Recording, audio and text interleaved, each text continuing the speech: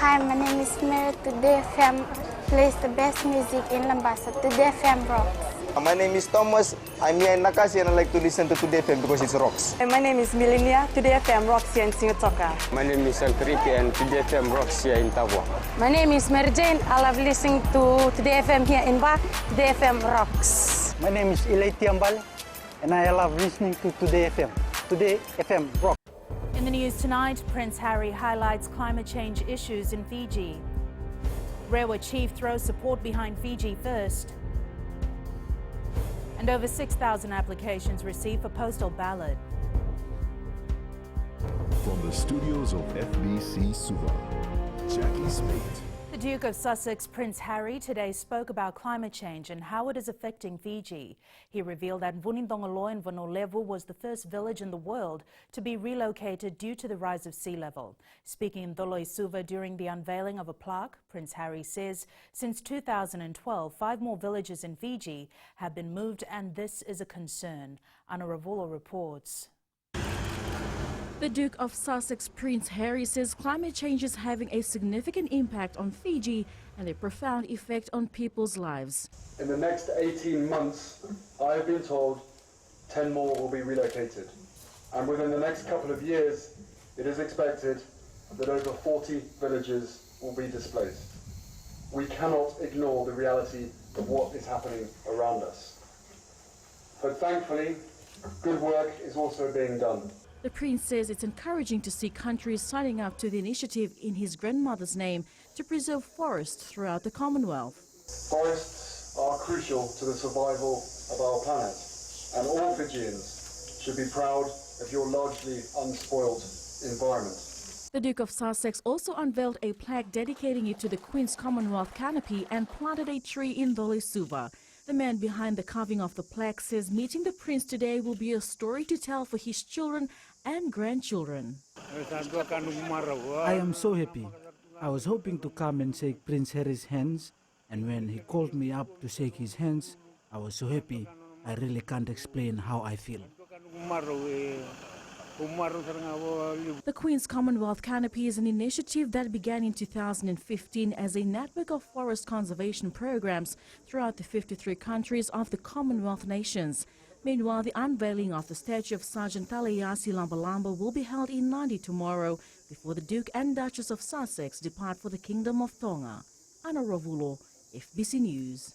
The son of the Vunivalu of Rewa, Roatha Mataitini, has thrown his support behind the FijiFirst government, saying he believes the party has proven itself and has what it takes to govern all Fijians for another 4 years. Roatha, who has traditional close ties with Sodelpa parliamentary leader Rote Mumukepa, told FBC News that the work done by the current government speaks volumes of what they can and will do for all Fijians. Ali Kimbia with the story. Considered as one of the most prominent personalities in the province of Rewa, Roatha Mataitini's overwhelming endorsement for the FijiFirst government carries a lot of weight within this community. Well, they've said it, and they proved themselves in the last 4 years. And I believe if they are there for the next 4 years, they'll continue the work that they're doing. Roatha has also heaped praise on the Attorney General Ayasaid Kiyum, the one person in the FijiFirst party that Sodelpa has been targeting intensely for a number of years. He is one person within the government that is really walking the talk, saying these things and actually doing it, going around and talking to the people. And one thing we are glad about the Honourable Minister because he talks issues. The Rewan chief says he will always respect Sodelpa's Rotemo Mukepa as the paramount chief of Rewa, but there stresses that politically there is huge support within the province for the FijiFirst government to continue. Of course, no doubt about that. Of course, no doubt about that. It was just like the last election, and I believe it will be the same during this election. With just a few weeks remaining for the general elections, Mataitini is confident the FijiFirst government will bring about more development and progress for Fiji. Ali Kimbia, FBC News.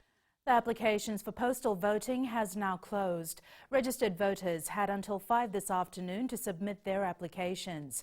As at 3 p.m. today, the Fijian Elections Office received a total of 6,657 applications.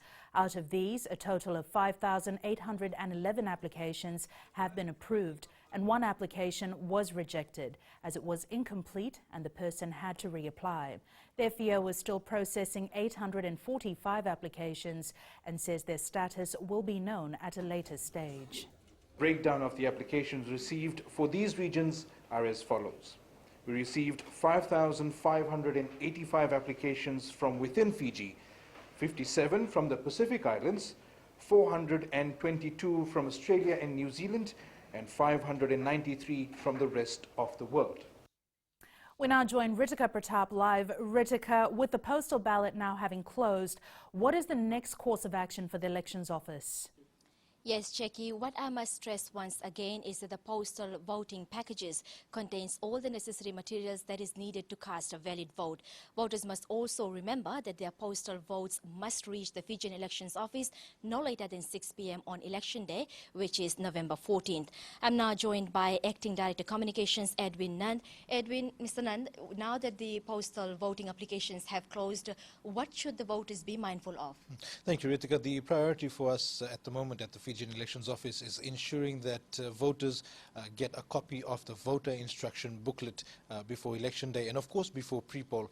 The voter instruction booklet contains the names, the numbers and the photos of all candidates, and our priority right now is the pre-poll areas where voting will begin from the 5th of November. We have teams on the ground already distributing in Lau, in Ngau and in Rotuma 70,000 plus copies of the voter instruction booklet for all pre-poll areas.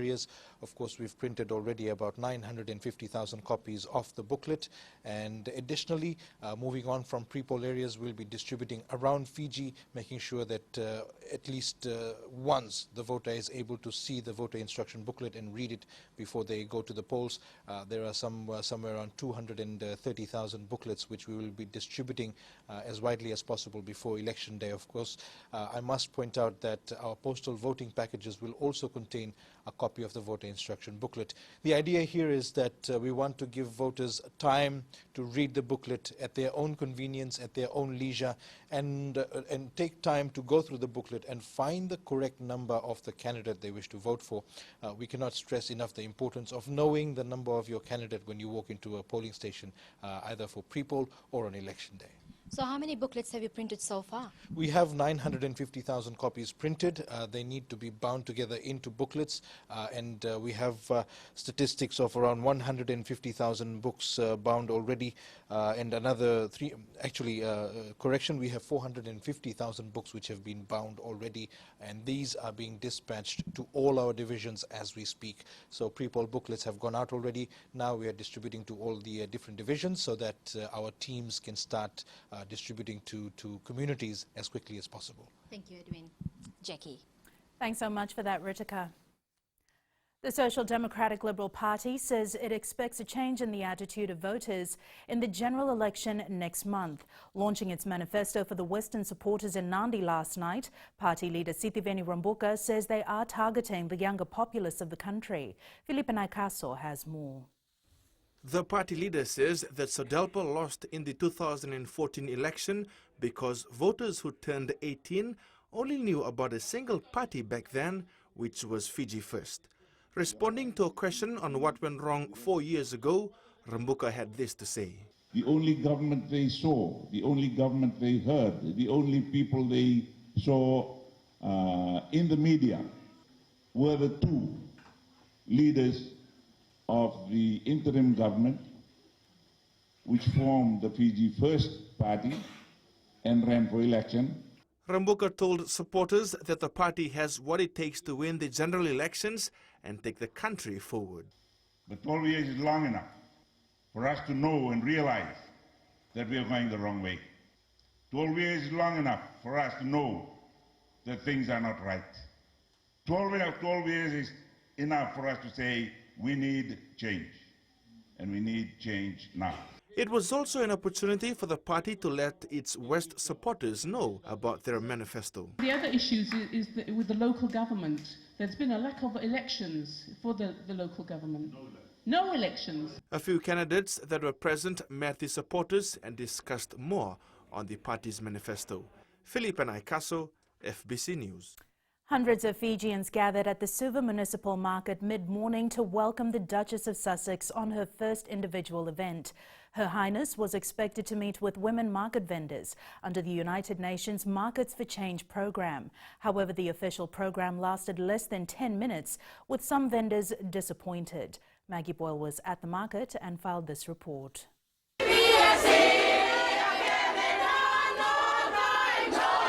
Fijians turned out in their numbers, anticipating a first-hand look at the Duchess of Sussex. With some waiting hours on end, there was no shortage of excitement in the air. Well, first of all, I was here from 9. It's a worthwhile waiting. Just want to get a glimpse of Her Royal Highness the Duchess of Sussex. I'm waiting to see Prince Harry and his wife, and I'm so excited. I came past the Loy Suva. I had no time there, so I decided to come to the market.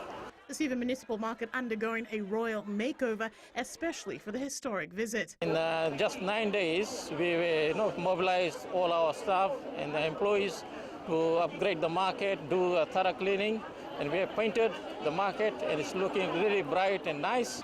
Cue the moment everyone was waiting for.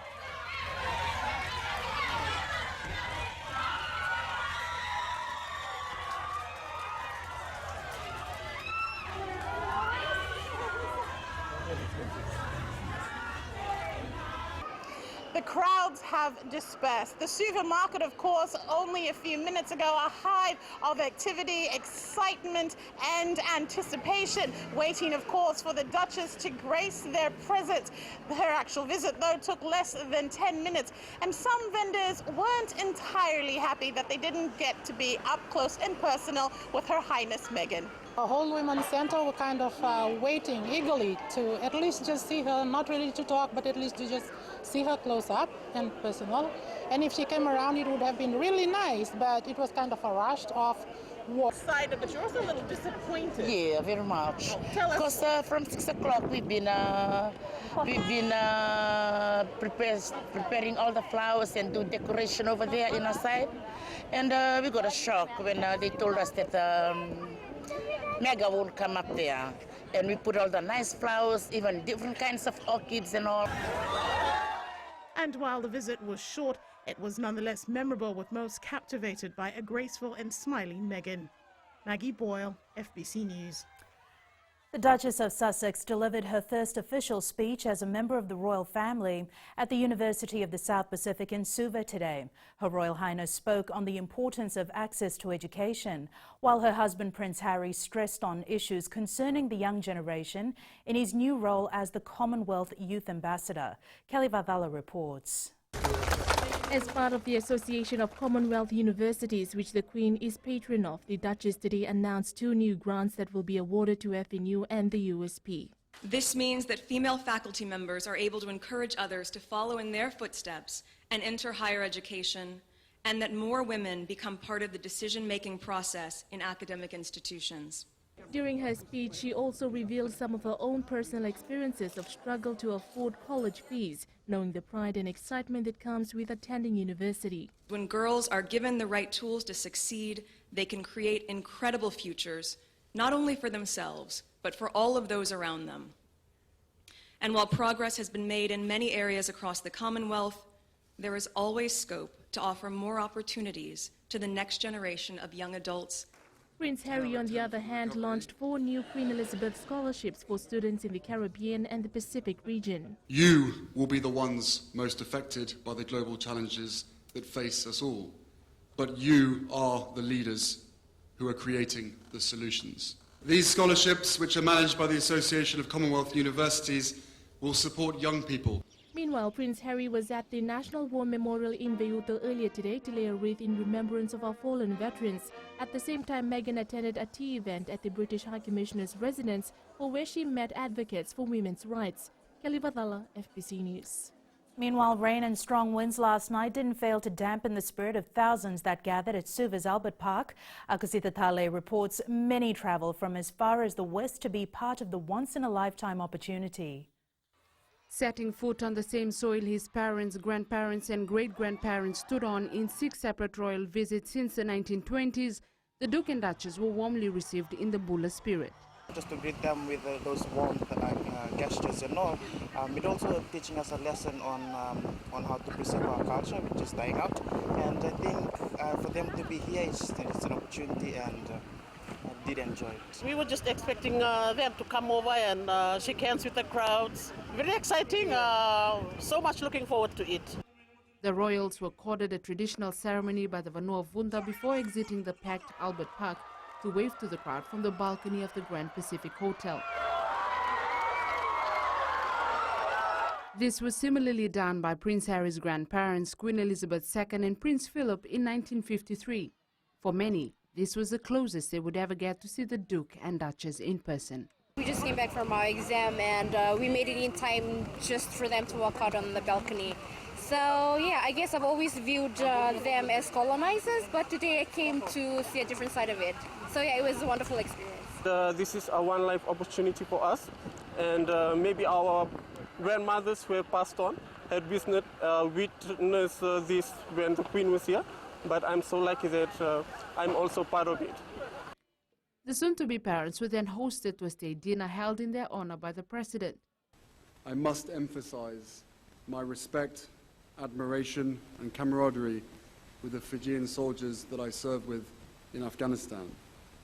We trained together, we fought together, and most importantly, we laughed together. Prince Harry highlighted their visit as also an opportunity to learn more about our future, our economic growth, sustainable tourism development and social enterprises. Akusita Tali, FBC News. Kelly Vadala is standing by live now. Kelly, with the second day of the royal visit almost to an end, what will be the next official engagement for the royal couple?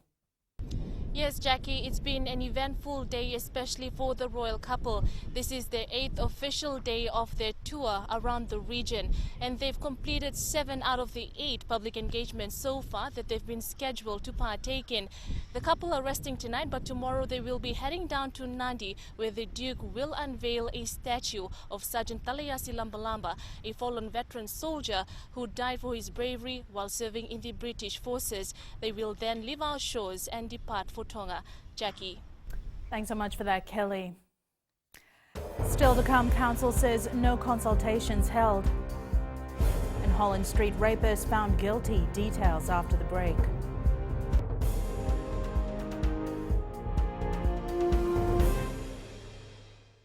Bula, nevan go malakai leloma, ngongai nakas untuk makarong ng Bula FM, namban 2 na sere. Hoya ubasit sai sa Ilambasa, ya untuk talita na warong ng Bula FM, namban 2 na sere. Gua da tumeli ako na tao no hinga toka, talita kina na warong ng Bula FM, namban 2 na sere. Wala tunga ng Bula FM, namban 2 na sere nawaluan.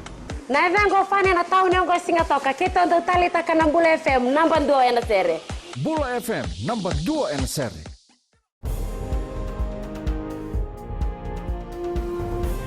The Textile Clothing and Footwear Council of Fiji has revealed that no political parties have ever sought consultation with them regarding an increment of the national minimum wage. Council President Michael Tola has raised his disappointment against some politicians who have gone ahead making reckless and dishonest promises to Fijians. Rachel Nuth with the details.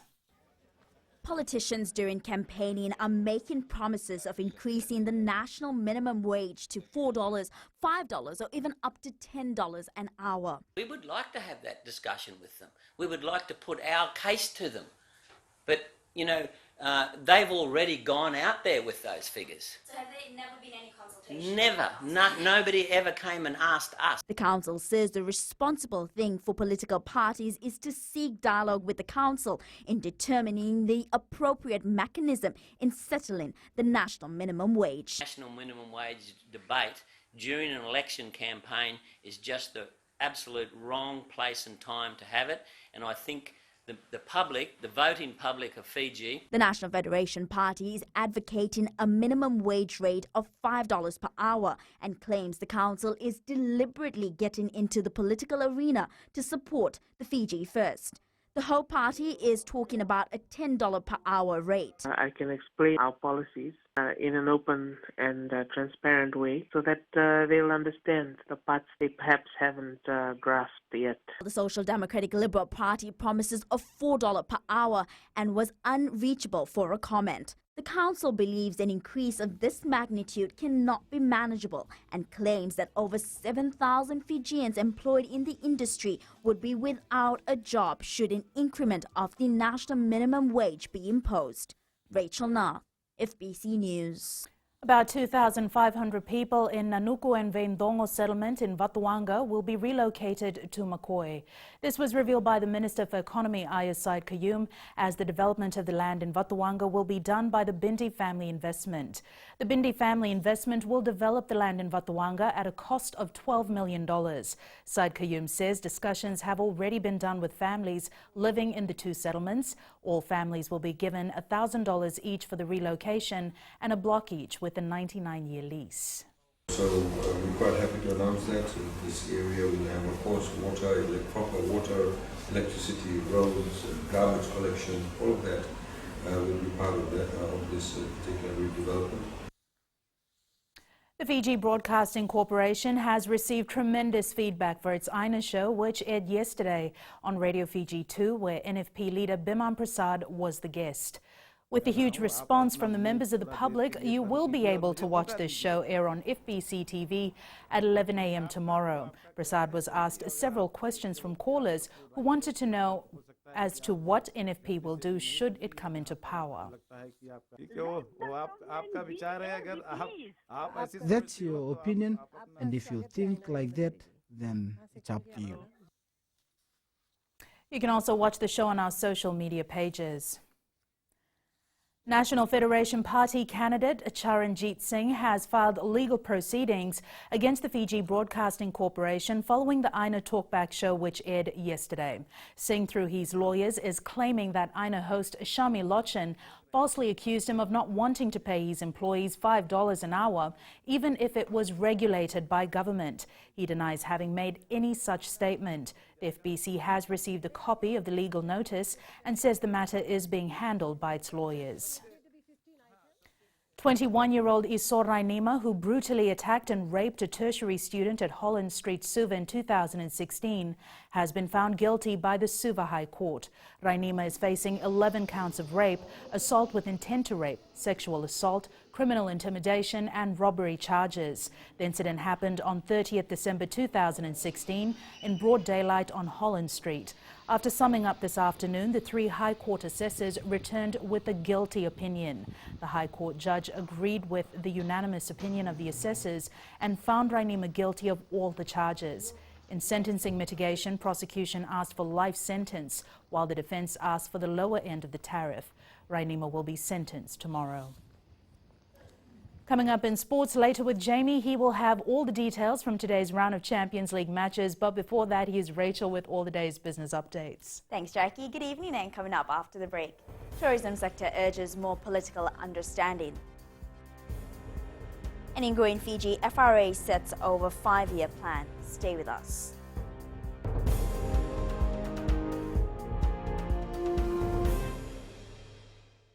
Voila, I am Eleanor. For the best classic hits, I only listen to Gold FM here in Singapore. Gold FM, only the classic hits. My name is Seni Rawa. I love listening to Gold FM here in Nosuri. Gold FM, only the classic hits. My name is Dino. I'm from Outrigger, Coral Coast, Singatoka.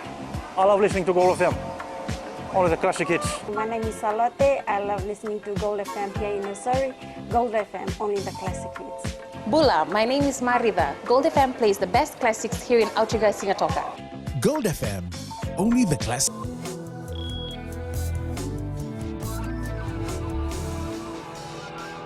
In business tonight, with the general election next month, it's important that every political party's manifesto reflects on the tourism sector. Fiji Hotel and Tourism Association President Dixon Sito says government policies will determine how tourism can further develop. equally important, I think, in the party's manifesto that they show that they actually support the industry to grow. Because when you look at it, I would reckon that a large part of the electorate would be workers in the tourism industry. And they would be looking at, the long-term viability and sustainability of the tourism industry. We need to be mindful that we don't sort of price ourselves out of the market or not do things that reduces our visibility on the international scene. And it's time for our latest update on the money markets, and Sanifa joins us. A quick update on the global market. The safe haven Japanese yen and the Swiss franc held firm against the US dollar today as investors trimmed their exposure to the greenback in the face of falling stocks on Wall Street. While the US dollar is still considered a safe haven currency, weakness in the US equities has tended to undercut its appeal, especially as talk of a peak in US corporate earnings raised concerns about the outlook for economic growth. The British pound remains in focus as British Prime Minister Theresa May seeks to calm Parliament today, with tension growing over her Brexit strategy. That's all from HFC Bank for now. Vinaka. Thanks, Anifa. On to the exchange rate set this morning. The Fiji dollar made some gains against the US dollar, the Aussie and Kiwi dollars, as well as the PNG Kina and the euro. But it slipped slightly against the Chinese yuan and the Japanese yen. As for the commodities market, oil ended its rise, closing at just above $67 a barrel. Gold was up to close at $1,233 an ounce, and silver closed at $14.78 an ounce.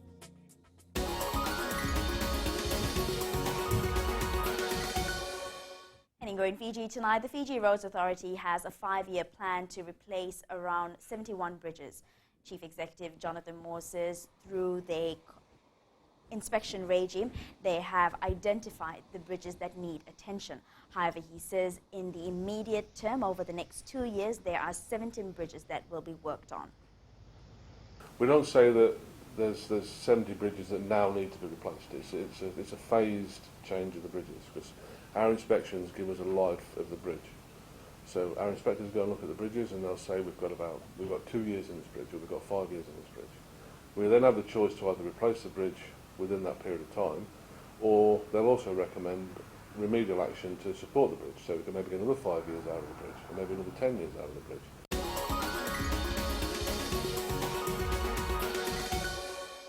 And that's a wrap from the Business Desk for tonight. Jamie joins you now with sports. Thank you, Rachel. Good evening. In sports tonight, Fiji and Drua prepares for final sail.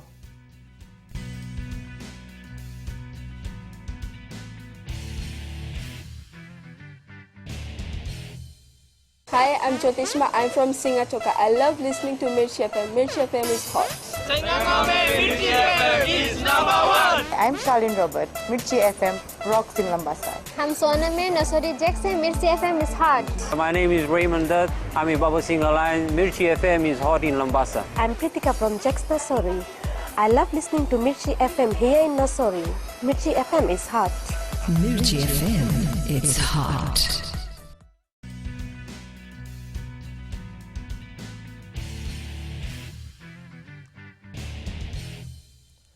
While the Fiji Airways Ndrua topped the regular season, remaining unbeaten at home, its only loss this year has been at the hands of Queensland Country, where they were hammered 52-22 in round 3 of the NRC Championship.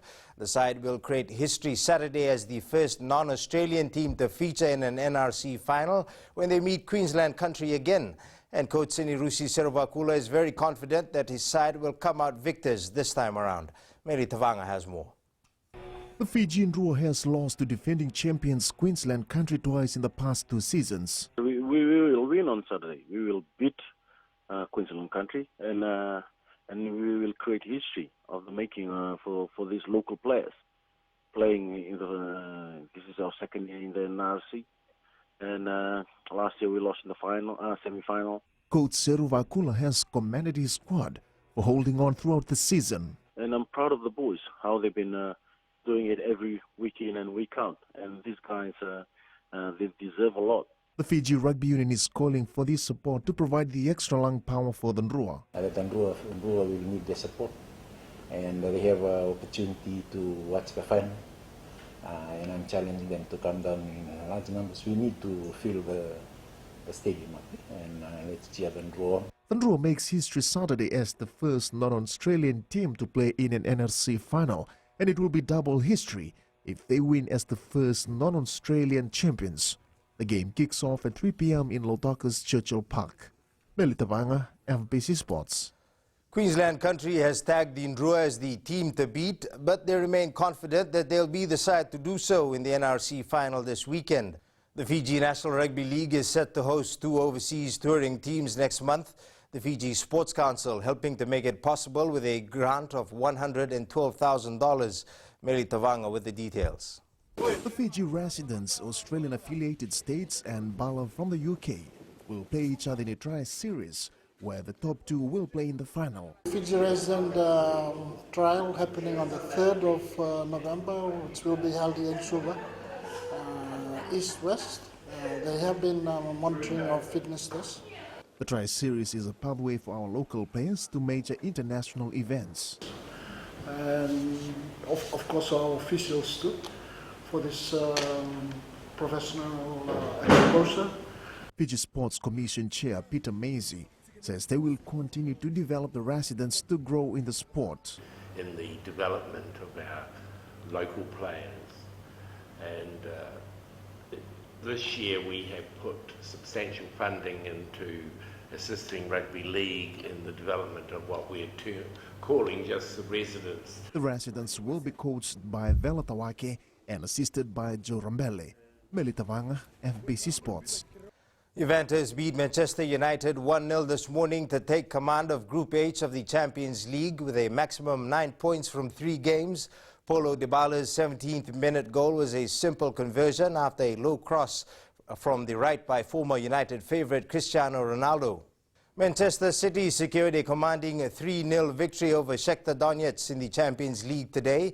The 3 goals for City moving them to the top of Group F.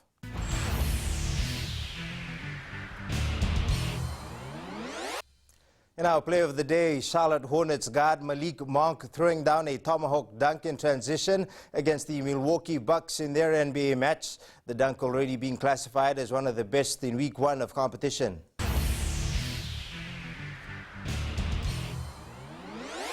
That's it from sports tonight. Join Angie later on with weather and then new media. We take a look at the evolution of Android phones. That's after the break.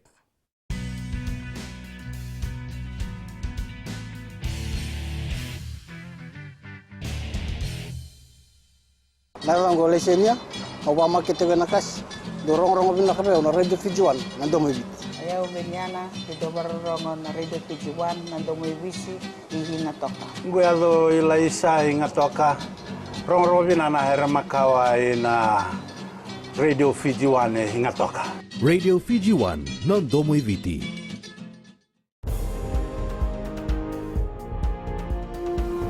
It's weather time now with Angie.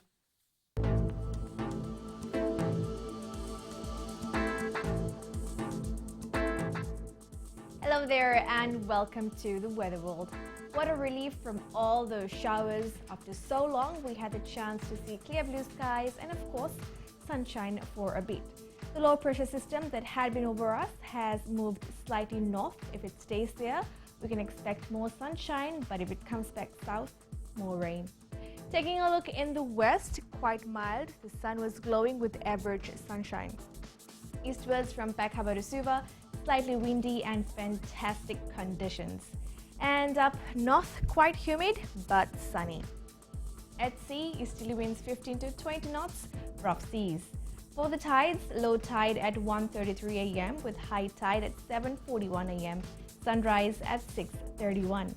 For tomorrow, we might see some surprise sunshine like today, but there's an equal chance of cloudy skies. Tomorrow's temps, Suva will be the coolest at 28 degrees, while other centers will juggle near 28 degrees.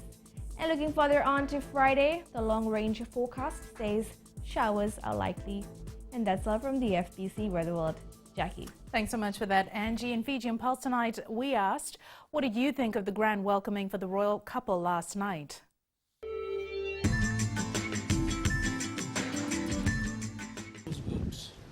Well, Well, it was nice seeing the two couples, and it was very interesting. And for me, actually, it was the first time for me to see a royal family to come to Fiji like that, and it was nice. The welcome ceremony was very nice. The ceremony was good. We gave them a warm welcome. The event was so important, it touched our hearts. I think it was a complete, I can say, a celebration. Complete celebration of how we as a people, Fijian, still treasure what we believe makes us different. Recapping the main stories for tonight, Prince Harry highlights climate change issues in Fiji. Rewa chief throws support behind FijiFirst, and over 6,000 applications received for postal ballot. For these stories and others, you can tune in daily to our sister radio station, Gold FM. To our poll question segment, this week we're asking, should party candidates found campaigning along racial lines be disqualified from contesting the election? Visit our FBC website to answer. Before we go, our shot of the day is from the beautiful island of Rotuma. This was taken and sent by Hezron Albert. Remember, you can send us newsworthy pictures and videos on email fbcnews@fbc.com.fj or share it with us via Facebook page FBC News. You can also follow and tweet us your news tips at FBC_news or simply hashtag FBC News. That was your FBC News for tonight. From the team and I, stay safe. Good night.